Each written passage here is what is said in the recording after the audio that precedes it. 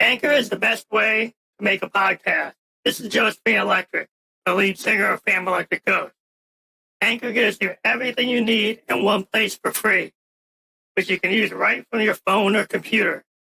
Creation tools allow you to record your podcast so it sounds great. So distribute your podcast so you can be heard everywhere. Spotify, Apple Podcasts, Google Podcasts, and many, many more. You can easily make money from your podcast with no minimum listenership. Now, you should go right now and download the Anchor app or go to Anchor FM to get started. This again is Josephine Electric, and Anchor FM is the best way to do your podcast. Hope you join us out there in the podcast blogosphere, and we look forward to listening to your cool tunes and tones.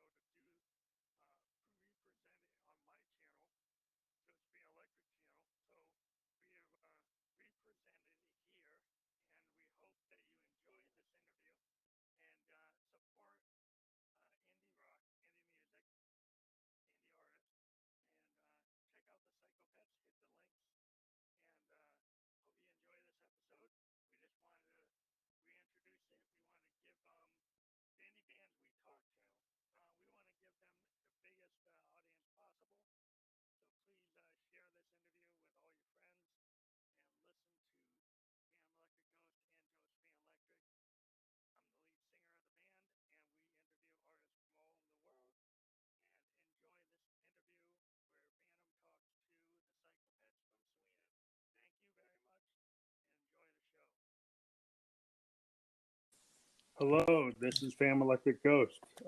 Welcome, Psychopets. Can you hear me? Yeah, we're ready. Hi. Hello. So we are recording. This is not live, but we are recording now. So thank you for being on the program. We are a podcast program where we interview indie artists from around the world. We've been active since 2018. And thank you for... Thank you for having us. Well, that's a pleasure. Thank you. So you are a Swedish-French alternative pop post-punk duo based in Sweden. That's a little mouthful. But there's Anna and Julian. Yep. That's right, so you guys have different backgrounds geographically, as I just indicated, but you have the same focus on the genre. With it's like a genre that, if you know, I'm an artist as well, that the post-punk kind of alternative zone is I've been in that along with progressive rock. That's kind of what the Ghost is all about. But yeah, I'm very much into your style of music. I've been listening to your SoundCloud EP, and you guys have a really good 80s sound. You've got that kind of new romantic post-punk sound from the bands I love from that period of Joy Division, New Order, that kind of vibe. So I'm pretty excited to talk to you. Oh, nice to hear. Thank you very much. So I sent you the questions, and we usually start off with that, and then we'll kind of go through how they link up with your bio. So when did you first get into music? Who wants to go first, and at what age? Maybe I start. This is Anna speaking. Well, yeah, go ahead. I guess I started off maybe when I was 8 or 9 or something. I grew up in a really small town near the west coast in Sweden, and I started playing classical piano and clarinet, and I was joining the marching band, and I actually joined everything that you could do in this small city. I was by baton twirling, and I was dancing. I've always been, have had this creative mood. So whatever comes into my room, it's really interesting. So, well, and then somehow I got into different punk bands and gothic bands when I was a teenager. And then after that, I was going to a ballet school. And I've been dancing and working as a professional dancer and performing artist for a long time. And yeah. And here we are. And here we are now. Yeah. Yeah. So, yeah, go ahead. Yeah, my name is Julian, and yes, as you mentioned, I'm from south of France. I was born in the north of France, but it's okay. And then I'm a typical kind of figure. I was 16, and music like Nirvana, Soundgarden, all that kind of sounds were coming really, even in France, a lot on the radio, and I was really inspired by that. But I always had an interest in playing guitar, but I never really, I don't know, dared or really tried to like go deep in there and learn to play. So, but that was the first impulse, I would say. So I got a cheap guitar, as I said, when I was 16, and I just learned to play some songs, for Pearl Jam. My main influence, though, was AC/DC. I love those riffs. Really, like, I always liked the mix with groove and rock and, like a raw sound. But anyway, it has to be a song. It has to. Yeah, like a groove-oriented, like the Zeppelin Exactly. and AC/DC are kind of like the Aerosmiths of the world, the Queens of the world. It's kind of like that 70s power, heavy metal, funk kind of thing. Because even Zeppelin kind of had a groove, because it's all kind of in the blues. So if you kind of base your music on a rock kind of blues base, then you're gonna have that groove that Zeppelin had that groove that that those type of bands had. So I always loved it. Me too. I mean, even when I was a little bit later on, maybe when I was 17, then came the death metal, Pantera, that kind of stuff also, which I also like. But it's always been about that kind of stuff, like nice, groovy, heavy sound. I always love that. Even stuff like Korn, Incubus. I mean, all the decades I've been through, I always liked some stuff like based on it. That's interesting, because I think I was personally, as a musician, I was always, I'm a keyboardist, right? So I was drawn to guys like Rick Wakeman. Oh yeah. And Tony Banks and awesome stuff like Genesis that. is awesome. Because I'm a synthesis player. So I have modes, right? I have Rolands. I have like polysynths, analog polysynths. So I'm a big fan of that style, because as a musician, Hammond B3 or Roland Jupiter, any of those Oberheim, stuff like that. There's stuff you can do with those that actually kind of is a really interesting, because I like jazz, so I like jazz, I like funk, I like, Bootsy Collins and George me too. Psychedelic and everything. I love it. Yeah, but the thing I also like was interesting being a keyboardist is like I like that punk aesthetic from like the Ramones or the Husker Du or the Replacements or bands like Joy Division that had this kind of post-punk thing. Blondie and what I like about that. What I like about that is that they weren't the greatest musicians, but they could create a sound anywhere which was more based on attitude and not really like the musicianship, as opposed to, for example, as you said, Genesis, which were amazing musicians, and even Emerson, Lake and Palmer. Exactly. Yeah, the thing is, the problem with the 70s like purist musicians who became like the temple musicians at the top of the temple. The problem with that, people rebelled against it, where you got the Clash and the Sex Pistols, was like the entrance. Exactly. And people kind of like the blues. The blues, if you think about the traditional Delta blues that black musicians were kind of in, it's like that's not exactly too hard. You have to have soul and you have to have attitude. It's a lot about culture also. Kind of brought. Yeah, it's culture and attitude, and the punk aesthetic, I think, brings about honesty. Exactly. Right. So you're able, as a songwriter, you're able to be honest. Exactly. And you're able to kind of express your emotion.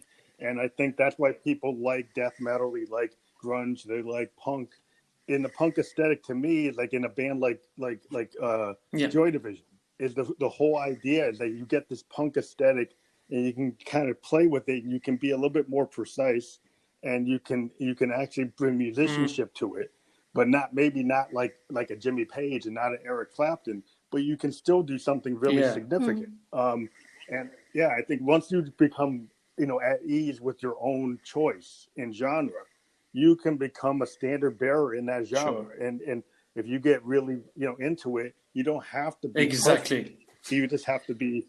Exactly. I think that is much more interesting when, everything isn't that perfect. It's more about your feelings and being honest, just like you said. But anyway, yeah. So I mean, I'm totally a big fan of that. So I see that your influences are like dead on. Yeah. The funny thing is, yeah, sure. So I started there, and I learned to play a bit more. And I mean, when I was young, it went quite fast for me. I could play all right when I was already 18. So then I was tired. I've never been really good in school, and I thought it was like too strict. And it wasn't really my place, but whatever. So I just did an audition, and I got a job as a musician when I was 18. So then I left, and I did music all my life, pretty much. That's a good thing to be able to do, because a lot of musicians I talk to, even on this channel, they can't do it as their primary thing. They do it because they love it, but it's hard to get to be that working musician that you actually can. That's what you do. Yeah. And a lot of artists strive for that. Even actors strive for that. I think all creative people strive to be able to do what they're passionate about. But the world tends to not monetize. Yeah, of course. I was actually working full time as a professional singer, and I've been working with different cover bands and with musicals and shows and all kinds of stuff. But it was always, something that was coming inside of me that, this need to do something that was more honest, and then it's much harder, of course. Yeah, working. Yeah, I think as a working musician, you can become a studio musician. You can be in an orchestra. You can be a producer. You can, play other people's songs. I think the hard thing is like a lot of creative people, they want to be that singer-songwriter. Yeah. I'm in my 50s. I grew up in the 70s, right? So I'm kind of marked by the age of the singer-songwriter, and in the age of vinyl. Everything I listen to, I could listen to a complete project. Every song, and so the idea of the singer-songwriter is deep in my consciousness because I grew up in that era, and it's really kind of hard in this new era where everything's like a Spotify playlist, and it's just like, maybe two minutes I hear from multiple bands, and I can't really get the vibe of a full project. That's why I appreciated your EP on SoundCloud, because I was able to hear like a full concept of what your band is, not just 2 minutes. I was able to hear more, and that's something I like to do. I know a lot of people say maybe aren't in that zone, but that's cool that you guys were able to like translate, being working musicians to actually having your own project. Yeah. So that goes into the question of like, when did you guys decide that as musicians that you wanted to write your own music? Because a lot of musicians, they're working musicians, they don't necessarily write their own music. I guess I started some years ago, maybe 15 years ago, when I started singing on other demos and for other singer-songwriters. And, I was buying my own recording studio and started to, practicing at home and learning how to produce and record. And then I was really, interested in different sounds, and I was starting to play with synth sounds and put some distortion on them. And I'm not a guitarist, but I'm also been listening a lot to for example, Rage Against the Machine, with all this powerful riffs and stuff. And I tried to make those riffs, but with my synthesizer instead. So I guess that was something that was something I was starting to do like 15 years ago. So yeah, and then I Well, I'd like to kind of dive into. Can I dive into that about using synthesizers to do kind of guitar sounds? That's kind of something that I've been very interested in. I've always felt that synthesizers can be aggressive. Oh yeah. but they That can. you don't just have to use them. That they can, yeah. That they could be like like 9 Inch Nails, Trent Reznor. Sure. Exactly. You can take them And anymore. also the And you can be prodigy very is aggressive. also really hard, and it's only synthesizers and electro music, and it's really really hard, and it's also riff based music actually, and I like it. Yeah, because I think a lot of heavy metal, a lot of, like, if you get into like, a lot of heavy metal bands were like very anti-synth. Yeah. Because they were like, well, that's kind of, oh, I don't need that. That's like dream pop. It's a synth new wave. They're totally against it. But the fact is that you can be very aggressive with a synthesizer if you choose to, dive into it. And that's been like my zone for many, many years. I've spent years trying to make my Rolands sound like a Marshall stack, making my Moog kick off that kind of aggressive Trent Reznor prodigy, type of thing. That's what I kind of like what the Ghost does is what I do. I spend a lot of time. It's all synth. It's no guitar. We've done a lot of sounds experiment like also with that kind of stuff, like synth, and like stuff like chaos pads, for example. And I had a pedal board, for example, where she could plug her Nord. She had now you sold it, but she had a Nord keyboard, Had a Nord. Yeah, Nord lead, yeah. and we plugged it in that's a all good kinds of sort of pedals and delays. Yeah, and it's so Yeah. funny. It's kind Yeah. of like the old school. We love it. Stumbler way Yeah, of doing it's it. so nice. You can hear it on the EP. There's quite a lot of Yeah, keyboards I do actually. hear it. Sometimes one can think that it's guitar, but it's actually keyboards. Yeah. Yeah, I did pick up on that because I'm kind of like, that's what I've been doing for the last like 10 Okay. years. but it's interesting because like one of the things I do is I actually have a Roland that was actually built with Boss effects built into it.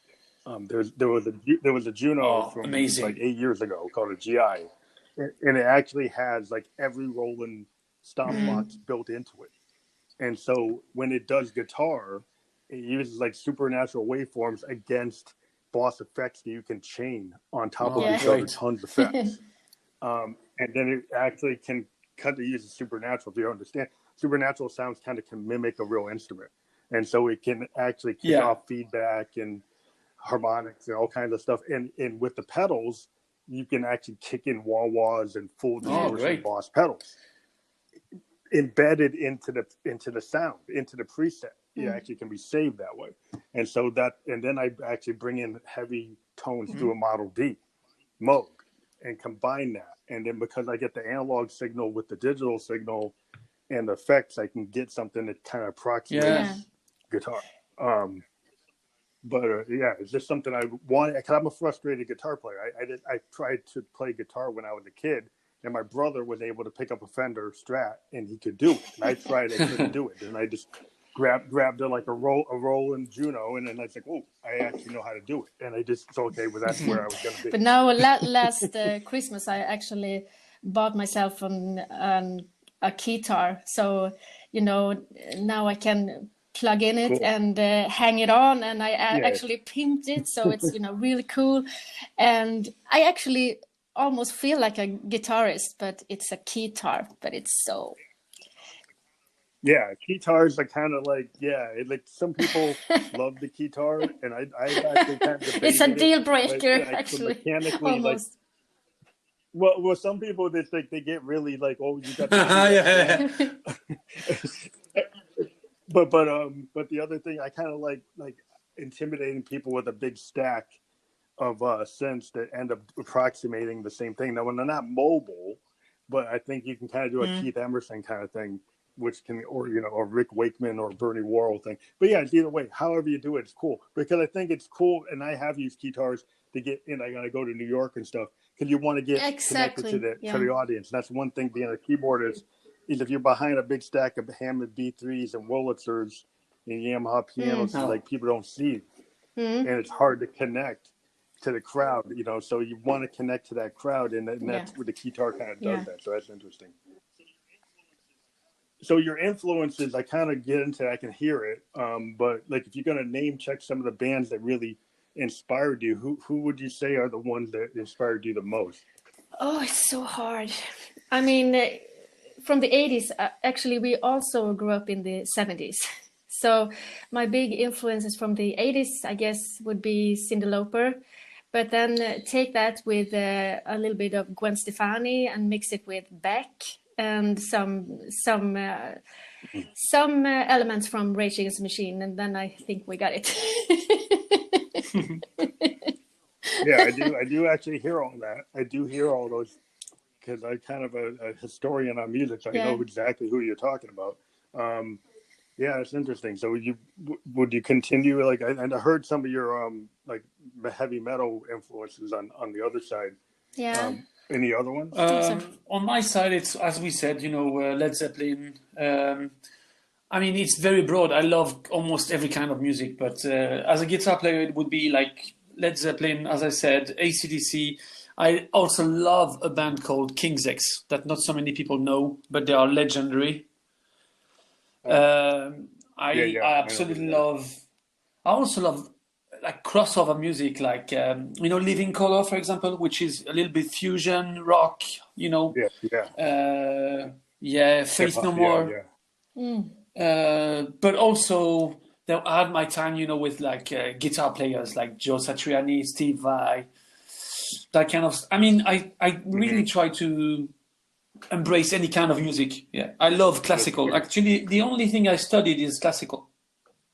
I never took any guitar lesson. That's interesting. Well, it's interesting that a lot of musicians, come from like potentially they could have gone like conservatory or gone into orchestras, but they kind of felt like, it's like the whole thing. Everybody heard the Beatles wants to do a band, right? And it's not going to be a quartet, the classical quartet. But it's interesting that I think that skill set, like like you talk about the Joe Satrianis and the Van Halens and a lot of heavy metal guitar players kind of, in the heavy metal era, actually take from classical, construction in the way they play. It's not like what Hendrix or Clapton or Duane Allman, or Keith Richards. I kind of come up in the time that guys like Duane Allman and Keith Richards and Hendrix is kind of like more my vibe. Me too. I love like it. That kind of playing because it's just kind of. I love that kind of integration with African American culture. That kind of created that sound. And the classical is cool, but it doesn't go there as much. And so that's why I love funk and I love jazz. And I like a band. Yeah, like sure, Sunrise. I know it, of course. Like a very from the end of 70s. Super experimental, jazz. Yeah. And I feel like a lot of what I do with expansive sound is I'm trying to integrate a Sun Ra sound with like a P-Funk sound with a little Hendrix. And there you have it. Because that's kind of where I am. So I like bands across multiple genres. And the interesting thing today is bands like yourself, like the Psychopets, you guys are kind of crossing multiple genres. You can hear a little hip hop, you hear the new wave, you hear the heavy metal. It's really cool you say that, but actually it depends on how you see it, because sometimes if we play our music to some friends, for example, which are also working in the music industry, for example, they would think it's a problem because, we live in a world of experts today. So you really have to be an expert, like an awesome jazz musician or an awesome hard rock or heavy metal musician. But when you start to, bend genres and try to make something else or like stuff you like and put it in your music, then people start to lose it because they don't feel it goes together pretty much. I don't know if you understand what I mean.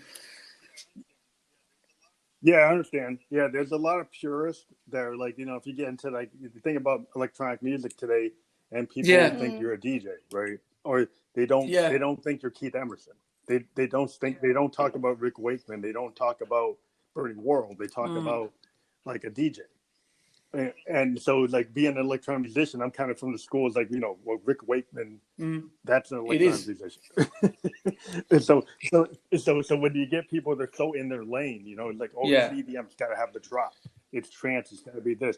And if you try to integrate, like Yeah. some bebop into an EDM song, Yeah. they're like, oh, what are you doing? So I think there's a Yeah, little bit. but anyway, if you take all the greats, almost they actually mixture. They I mean, mix a lot look of, at Faith No More, for example. I Yeah. mean, there's also a lot of different styles. but genre. Beck is a great And example. Beck as well. And I mean, Yeah, I mean, Beck is the king of. He came up with kind of this kind of Yeah. like hipster.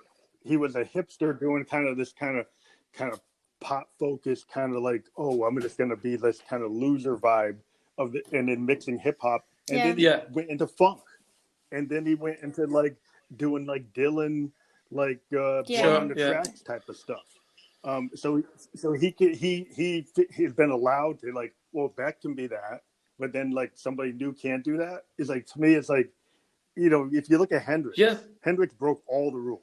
He had to run the board half the time. That's why I love breaking him. the rules.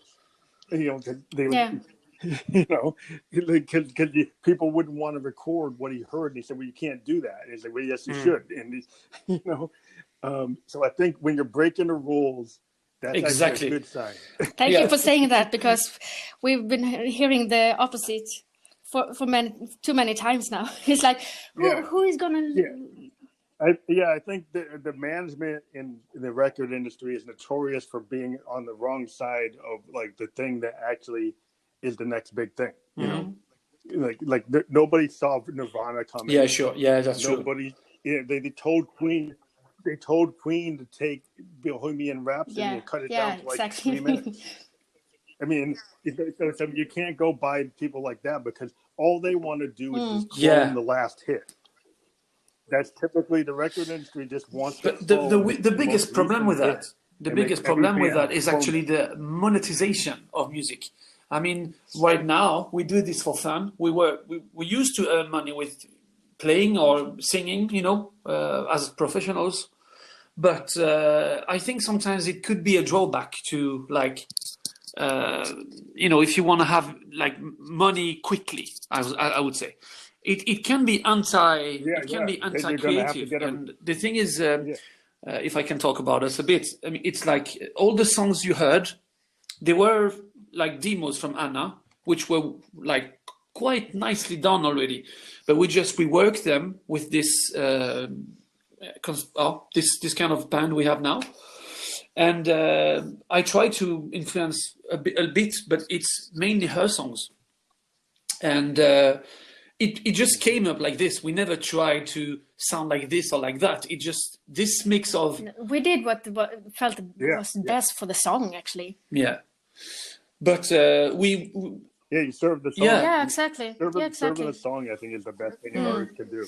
But we knew it was like, we knew it was cool, but we knew that it wouldn't be for everybody. We knew we're not gonna make it like huge and be on Spotify with million views, at least not right now.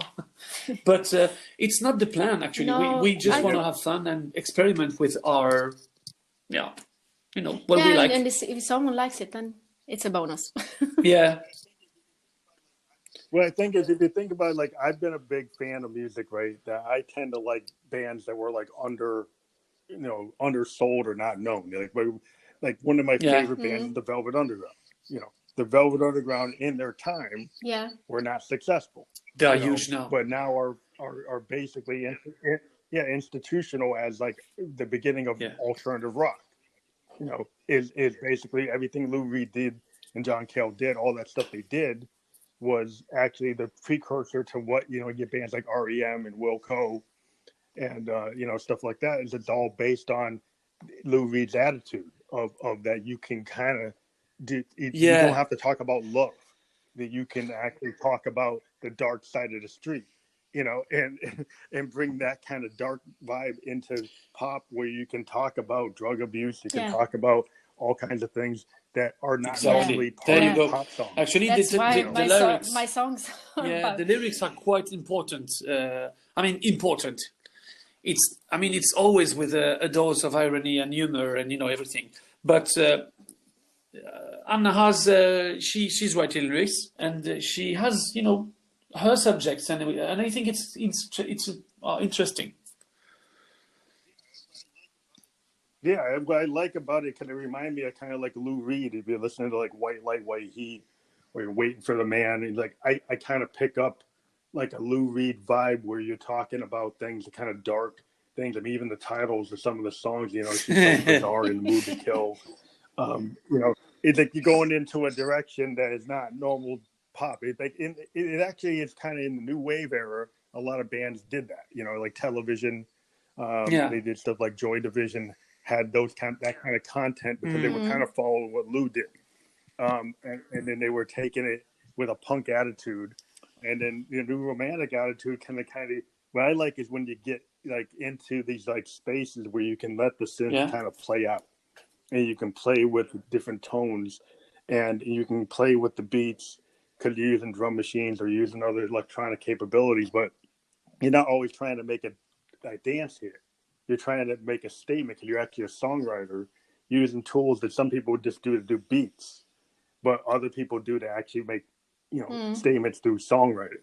And I do like the fact that you're telling stories, which is what the whole point of being a songwriter is, to tell a story in some way. It doesn't always have to be a happy story. I think also it's about the mood. I know when you wrote some songs, you were like happy or very angry, or you had different moods. And I know that I guess you wrote the song with that kind of moods, and it transpires through the song. Yeah, it's Yeah, maybe talk about do you want to talk about maybe she's so bizarre? Maybe tell me how that came about. Well, it was actually I was for a very long time. When you try too much to be, how can I say this right?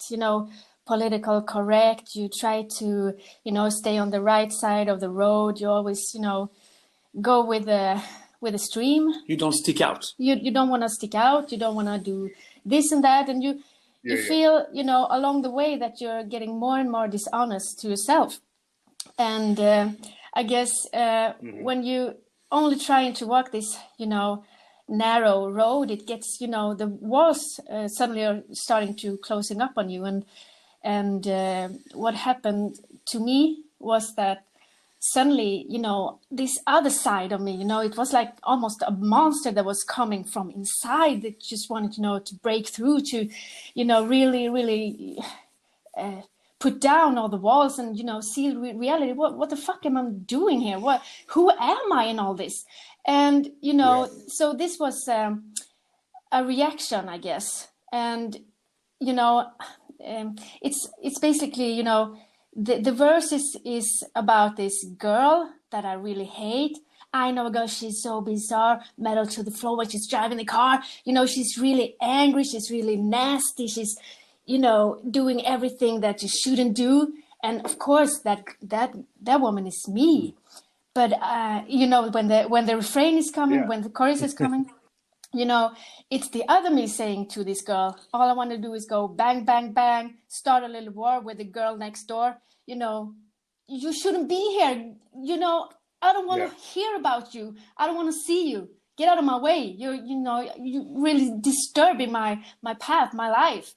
I just want to, close my eyes and continue. And it's, it's such a bizarre thing to, wake up to, feeling that, I'm not really honest with myself. I'm doing something really wrong. Who am I? I guess maybe everyone comes to that point sometime in life when you don't, the years just go by and you're not really reflecting. You're not really, maybe you're focusing on wrong things actually. And suddenly something else is, waking up. Well, I think it's great about music is it takes a lot of elements of poetry, and if you're a songwriter, you take the kind of capabilities of being able to be a writer, whether you're writing a novel or a script. And, a lot of people dive into heavy things as a songwriter, and, self-examination is a lot of like songwriting. Some people will take characters and I like the idea. I've been using it for years of the other me, and the other me is this idea like songwriters tend to like Dylan did his whole album like Blood on the Tracks, and it's supposed to be about him, right? But Dylan has this whole thing where he creates these characters that are like other parts of himself, these other characters, and it's supposed to be about his divorce, but he creates these characters in Tangled Up in Blue that are like, he didn't do those things in that story, but they're representations of this other vision of himself that's like an allegory that you can understand. And when you're great songwriters, they're able to do that. They're able to take, and whether or not they're great or not, to me, even indie songwriters like in the alternative area that are honest and actually do what you did, like talk about this other part of themselves and be honest that maybe there's this part of myself that I never really thought about, but now I'm thinking about it and I'm putting it into a song. That's how like people in the indie world connect with other with their fans, because they're telling these stories that people can understand and feel, And I think feeling is the big thing. So that I totally get that, because I mean that's a large part of what I do. In my music, with the idea like Josephine Electric is the other me as the female part of me. I created her with all my synthesizers and vocoders to create this female vision of myself that talks about things that like the female part of me. So I'm just doing this whole different thing that's like not expected, and it's not going to get me in the top 10. but it's kind of like it got me where I am right now. But it's like, it's just something I felt like I wanted to do, and it's a different way of expressing. I feel like you can be like a method actor as a musician. You can turn your song. It can be very cathartic to kind of let yourself totally be without bounds in terms of your creativity and see where you can go. And it's so nice to do that. You have, like a free space or something where you can really let your feelings out and say whatever you feel like. And it doesn't even have to be you saying it, actually, as you say, that you can pretend that yeah. Yeah. I mean, like in the mood to kill. Yeah, your song like in the mood to kill. I mean, that's something some people are like, the PC world can look at that literally, and then they get all angry about what you say. But as a writer, you have you take an idea, you look at something, and people are so literal today, they've forgotten. Like as a writer, it's what you can do. I think it's so crazy. That song is like. So maybe talk about like in the mood to kill, and like where you're well, coming from. This was actually just a feeling that I got when I was watching a documentary about pedophilia, and I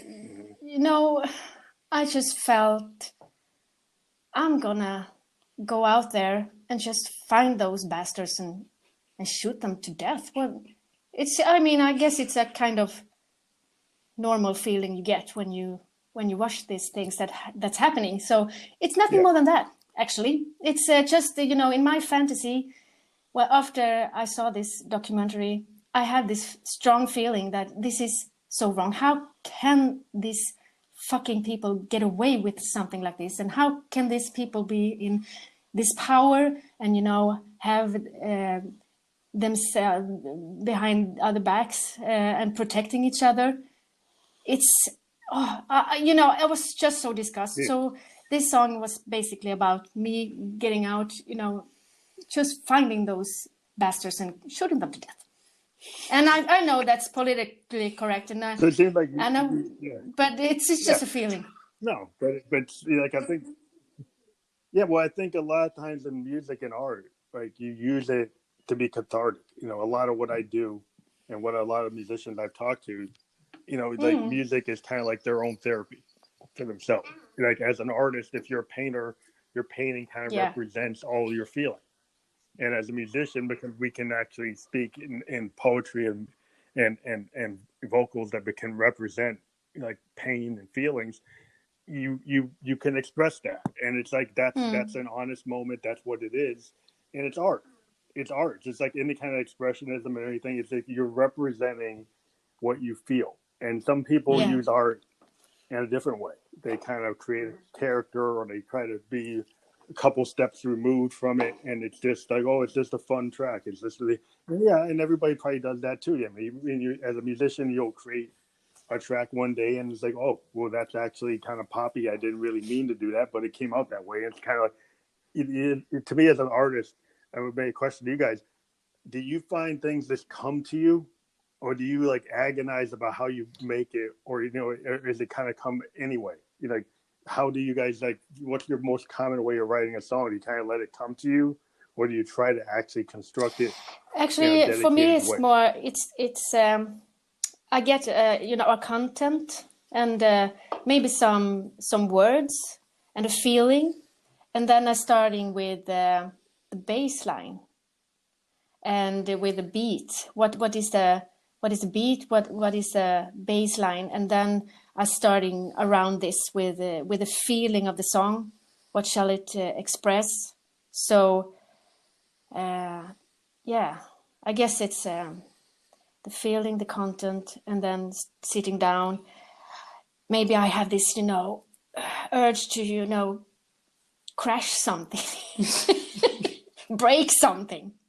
And I have to do it with music, and then that's kind of punk aesthetic right there. I started maybe with a really aggressive bass melodies, and I put some distortion on it, and there I have it.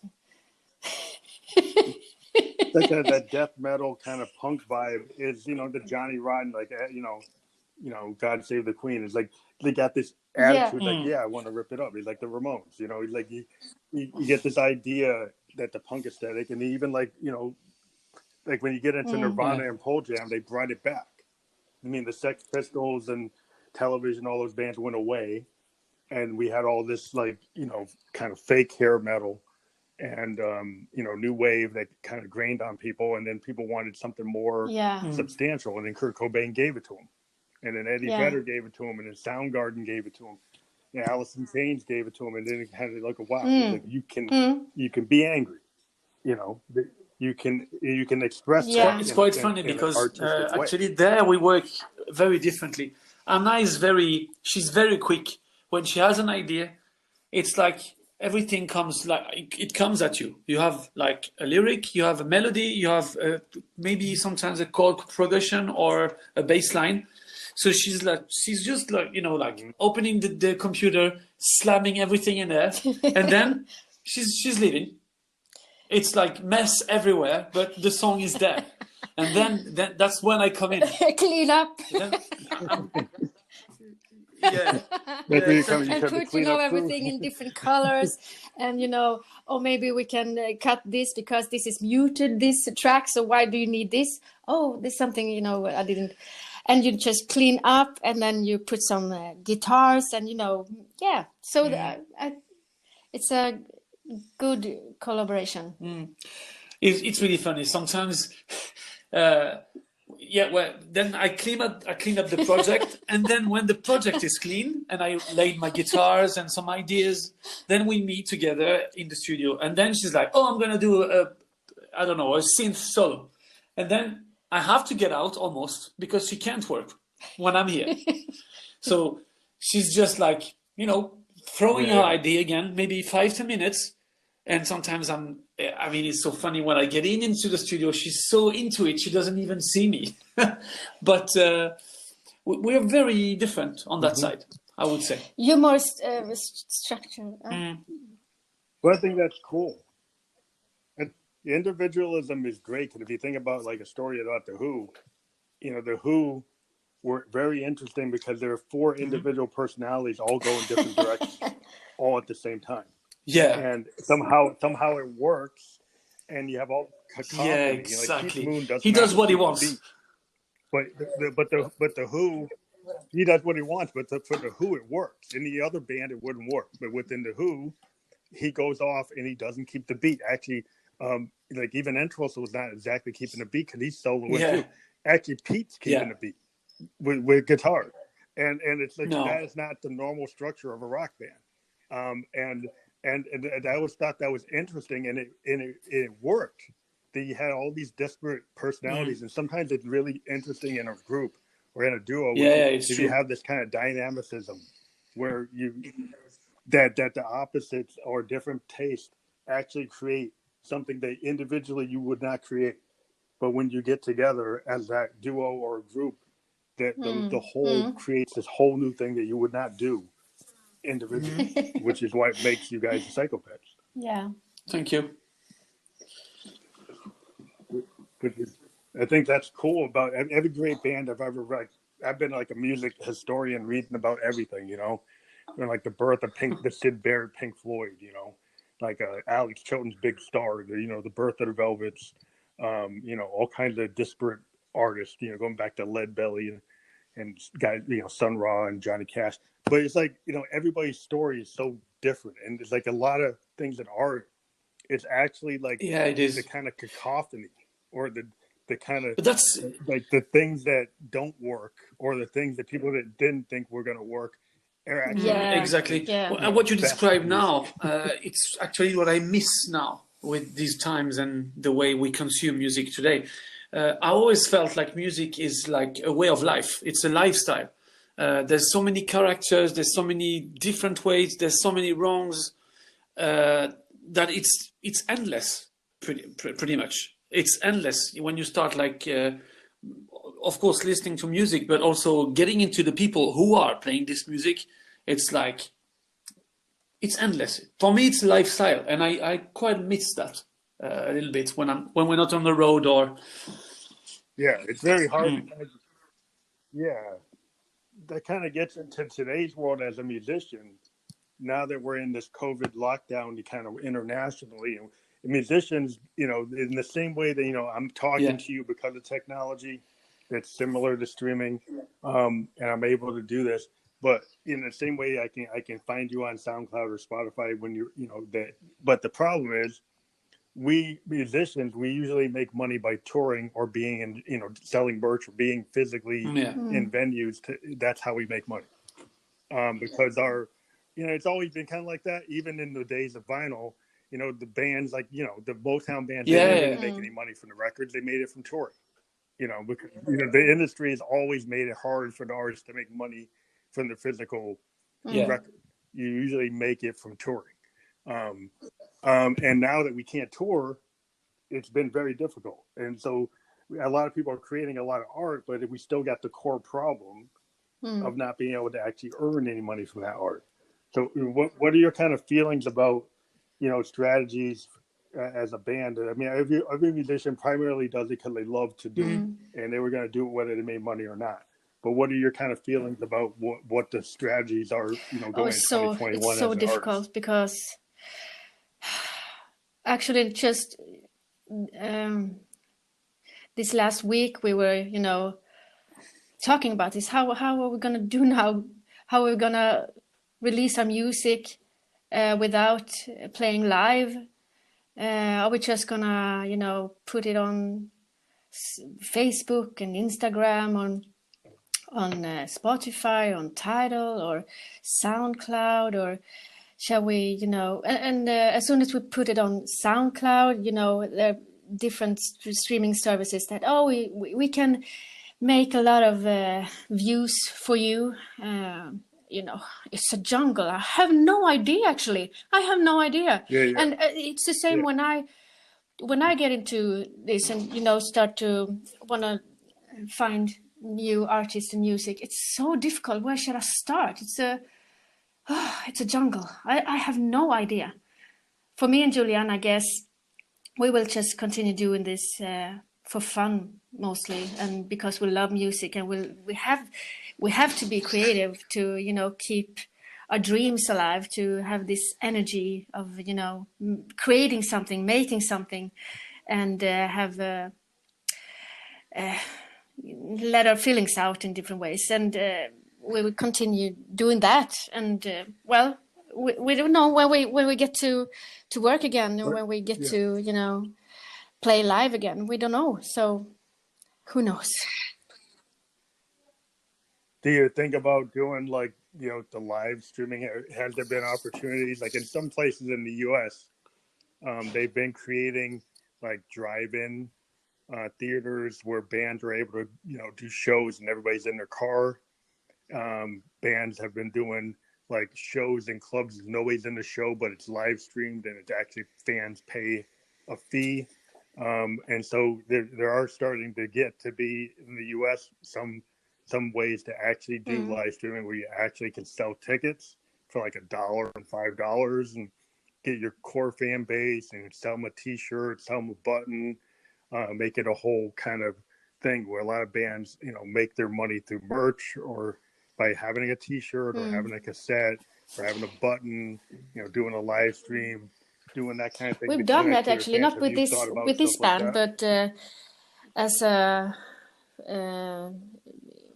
freelance musician, I've been doing this with in other, but it's hard. It's I don't know. What do you think, Julian? About streaming live and get this going with the. I would say that if there's nothing else to do, I mean, if this stands for a long time, then we will have to do it, I guess. We have to do it our way. That it has to be a special place, and we have to have a fan base. But I would prefer like a really small show in a small club with a lot of noise. But if we can do that, do you guys have the kind of? Do you have that kind of drive-in concept in Sweden? Is there not places where they've made it so cars could come and then people could do that? I mean, in the U.S. we have old drive-ins that have been there's nothing that I know of in Sweden. No, not yet. But there's a lot of live streamings, events, and stuff like that. Some bands do that, yeah. But it's more like in a theater or something, and you stream it and you can watch it at home. Yeah. But the cool thing about that drive-in concept is you're actually on a stage actually playing, in front of an audience, but they're just all in their cars. And they've been doing it in LA a lot and in San Francisco and places like that. But yeah, it's just something that I think the promoters have got to get smarter about figuring out ways to allow the bands. And I know they've just been kind of sitting there and not been able to figure it out. But it's like you got to be as creative as the net to figure out how to physically get these kind of things going again. I know under lockdowns it's hard, but it's like there are ways with the kind of drive-in kind of thing, people in their cars, that at least we have a very high car culture in the U.S., so it's very possible to get that thing going faster than other places maybe. But it's just I think every band's been trying to figure out how to do things. As an electronic musician, I do a lot of sync licensing. I do stuff where I can try to link up, my music to get it into, films and stuff. And it doesn't necessarily have to be ghost music. It could just be like, I'm just working musician music. So are you guys thinking about like producing other people, working on other people's tracks? I've been doing that a lot, actually. As working musicians?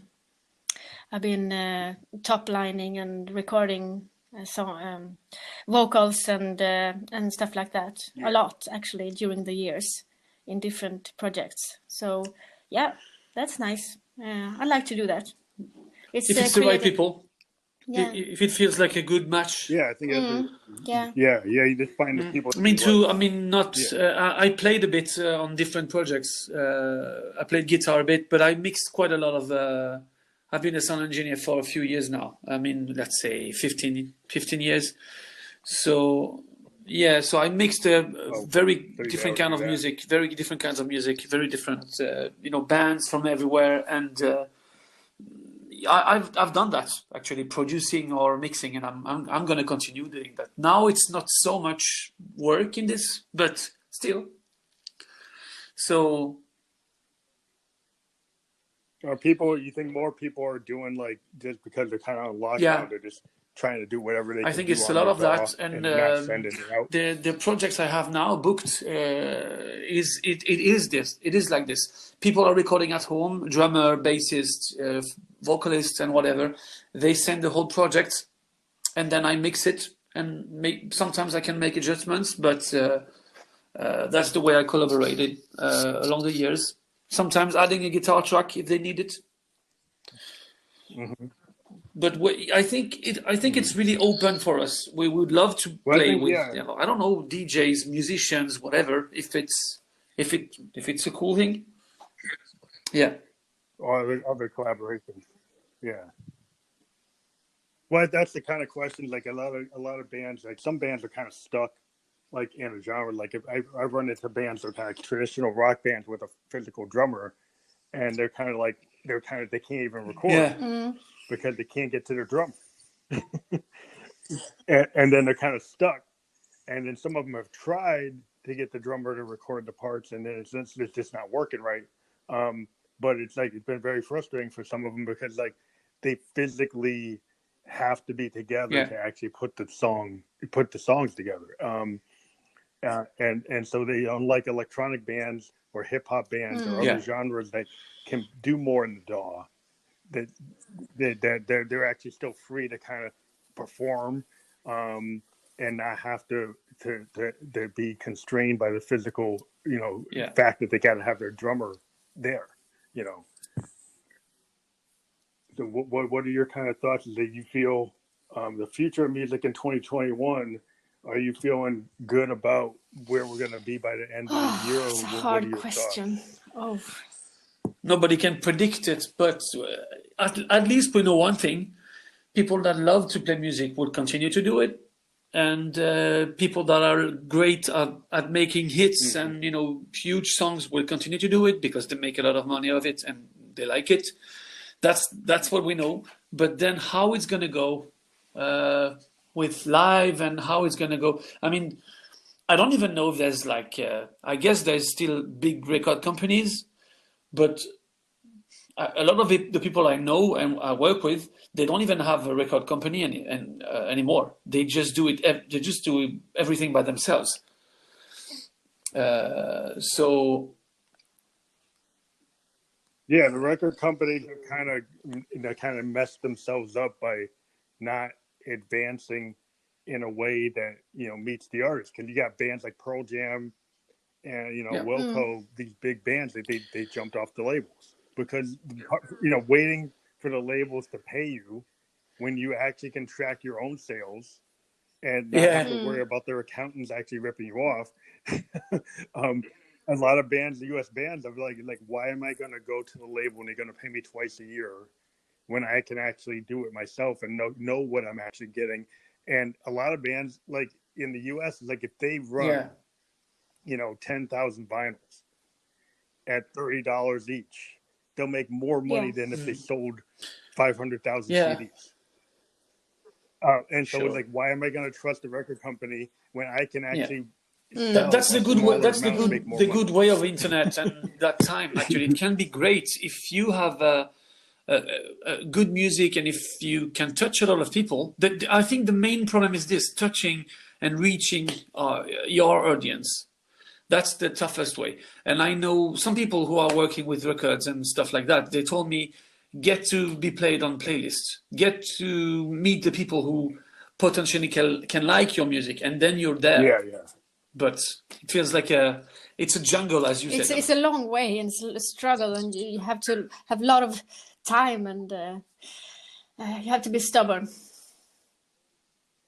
Yeah, I mean it's difficult to get. Yeah, the whole playlist game is cool, but the problem is that the fickleness of the public. Yeah, you get on the playlist and you get that one hit. Exactly. It's very hard to be consistent beyond that one hit.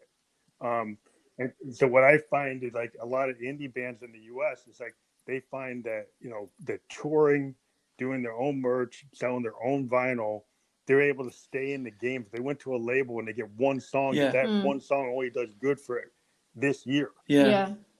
They'll be off the label next year.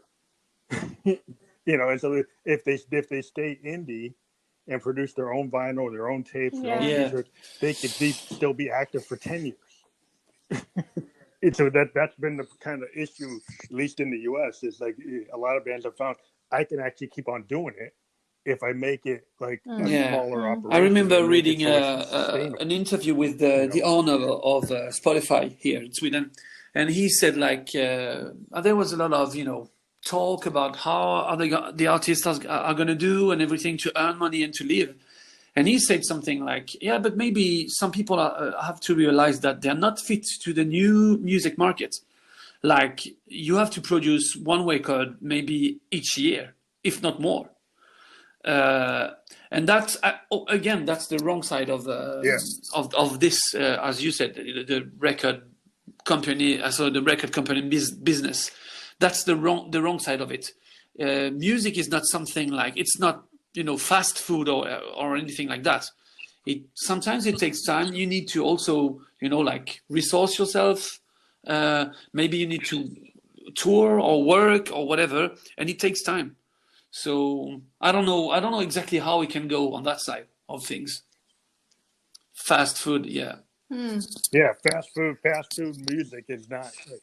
Yeah, I mean, as an artist, I'm kind of crazy. I produce a lot of content just because I have this home studio and I just keep on doing it. And but not every artist like records every day, and like I have a tendency just because I do. And for artists like that, we can put out a lot of content. But whether or not we should be putting all of that content out, you hold back things, you work on things, you want to build it out, you want to see like, oh, do these songs go together, So yeah, I mean, I think this whole idea of this kind of fast food kind of aspect, you got to playlist this, you got to get on the playlist every week or every 2 weeks or every month or every 2 months. Yeah, it's like, what does that create? I mean, back in the 60s, like Motown had that kind of strategy, and it did create a lot of good music. So I mean, but it had a machine with the Funk Brothers, and you had really top players that could generate high quality music. So like in some types of things, it's like, yeah, okay, it maybe like if you're at Stax or Motown and you've got the Funk Brothers, and you've got Smokey Robinson, you got Marvin Gaye writing the songs. That, and actually even the numbers of people working at the time, and also one fact, people were paying for listening to music. And people were paying, and they got the radio and everything. Nowadays, it's completely different. There's like millions of people doing music. At the time, it wasn't the case. Yeah, it but wasn't reachable. at the same time as people, they don't listen more than 30 seconds of a song. Yes. And then swipe on to the next one because I know it's a people don't have time. I don't know what it is, but you don't have the patience, the time to listen from A to B, and listen through things. And what is this? I mean, when I was buying records, I was buying it and then I had to like it because it was quite expensive, and if you didn't like it the first time, you maybe the 10th time or the 20th time, then you really the music, it's you grew into you somehow. Now it's just Well, I think the problem today is too many distractions. I think part of the problem is you've got a whole generation that is willing to spend like $70 for an Xbox PlayStation game and spend hours and hours on that content. In the same way that in the 70s, and you just watch, like the envelope, hours. And all the lyrics, everything, who wrote the songs, and you were a real nerd about everything, and you really had time. Yeah. But people will spend that time on their game, So I think what we have today is we have a market that will spend 100 hours on a game. Exactly. But 30 seconds on a song. And so it's kind of like, so it's hard to get the interest into, listening to music from musicians unless it really somehow kicks on social media that you should do it. And so our strategies, we have to try to get our songs into, TV and advertisement and movies and other ways through sync licensing to kind of get that attention. We have to get our music into video games. I've been really heavily looking at getting electronic. Actually, I have been reading a lot of music for Paradox. What is it called? Paradox. It's like they sell music to commercial centers, like everywhere in the world. Yeah, but like also in video games. in video games. So actually, Yeah. there is a so actually, I have a Yeah. band Video called games Lily is a big LaRue market. inside. I don't know the name of. Well, wait a minute. What is the name of the video game? Do you say video game? I don't know. Video game. I don't know. Anyhow, and I've actually been touring on their events, and then it's just gamers. And all these 10,000. gamers, they know this band, but no one outside that doesn't play these games knows of this band. But there's also a big audience, and it's a big opportunity, a lot of money. And Yeah. The gamer world, you get on the right game, can actually get royalties that can be higher than you get on Spotify. Even though we're part of Spotify, so not to get them upset, but the fact is, they're if you get your song into sync licensing and you get into a game or a TV show or Madison Avenue ad in New York, you'll make more money than you make all year on Spotify. Or for the next 5 years, than you make on Spotify if you're an average musician. But so it's like different venues and different ways to get our music out there. I've been doing influence marketing because podcasting is really interesting. If you're a band and you create a podcast and then you start like interviewing people like what I did, I'm a band and a musician, I started creating a podcast. yeah, I get more revenue from this podcast than I do from my music, and then it funds my music. So it's like, okay, this whole new media and in the pay rate for the podcast is higher than my pay rate for my music. I don't know. It's like, why is music being devalued? I like being a podcaster, but the fact is, why is it that my podcast per episode I don't know. higher than my It's music like rate? it's the same, that you can see now in Sweden that now with Corona, all the theaters, all the culture is cancelled. But you can still go to cinemas, but not anymore. But in the beginning, the theater was closed, but the cinemas was open, and you could you can go to the store, you can go to the supermarket, but you could not see a show, or you cannot play live, and So I think this goes through in the society generally, that the culture and the music, it's not that priority. Well, I think after Napster and then the iTunes and then Spotify and Tidal, I think what happened, we got a devaluation of the art form of music as to what the value of it is, and hopefully, I think it always ends up being that we need like a phenomenal artist, like a Queen or a Michael Jackson or a Prince level artist, or a brand new a band is like as big as the Beatles or the Stones, that gets people so excited about an entire project, not just one song, but the band and their entire project. Kind of like what happened with Kurt Cobain.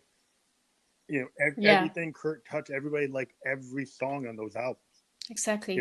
That made people want to buy the whole record. And I think it created the whole grunge movement. Yeah. I mean, all those Seattle bands came from Kurt, doing what he was doing. And suddenly there was a whole grunge market for like 10 years that created a whole new, it was like insane. I watched a documentary on it, and so many bands were able to kind of milk it, not to milk it, but I mean, some of them were really good, but they all kind of were able to jump on that. And it created like a scene that was similar to like the British invasion,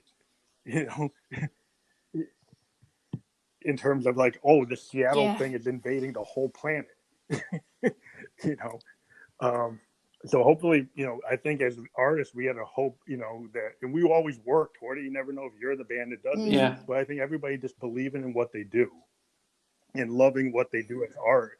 Eventually, there's going to be an artist that kind of syncs with the time that we're in, and then that will like Exactly. It will rise all the boats. Raise, because I think so. It's like everybody just keep on working hard and believe what you believe. And I believe in music. I believe that music has that kind of impact, and there's going to be some artists. And it stands the test of time, usually, if it's great music. Yeah, I mean, every age, exactly. We get that. Every age, we get some artist that does that. so you guys like, is your next project?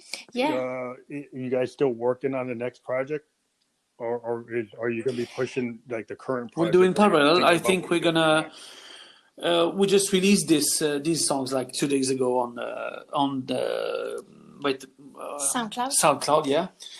So we're gonna try to get this out as much as we can. Maybe pay for a little Yeah, bit of yeah. promotion, but parallelly we're gonna on the parallel we're gonna work on new songs and try to get consistent about it. And as soon as we as soon as we can, we're gonna play live Yeah. somewhere. Oh, I can't wait. Well, we're going to push this because one cool thing we can do on this podcast, we can actually put your link. So we're going to put the link to this EP on this podcast, and we're going to push it on our social media platforms. And this is part of what we do when we do an interview is we push the artist's work. Oh, that's awesome. We are going Thank to you so push much. your new EP as part of this podcast. And push it out there. You know, we've reposted it. We're gonna do some other things. We even do like a blogger article, a little blogger thing that we push up on our GoDaddy. But yeah, we just feel that musicians need to be heard, so we try to get this kind of forum where people can get this long form interview. Oh, that's awesome. With the band, so they can find out what the band's about. More than just like a 10-minute thing. We try to talk to you as long as we can. So if you guys, have other projects, in the 2021 that you want to push, or you're working on some new thing you want to talk about, feel free to contact us. We talk to bands multiple times, tons of artists we've talked to. We talked to 3-4 times in the last 3 years.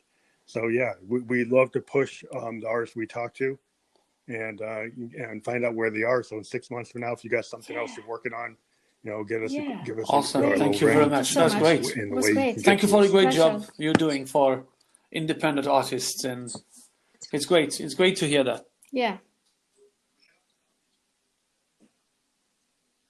We have to help each other, and I've been trying to put something together in the time that we have left. It's like I'm looking into video streaming and doing like a video streaming type of show where I would like allow people to do kind of like an unplugged from wherever they are for like a 20 minutes, and then then kind of talk to you, and then you guys can, and then you're able to present your video stream through my program, and so then maybe you're able to reach some people that you wouldn't do that's be able really to do cool. just by yourself.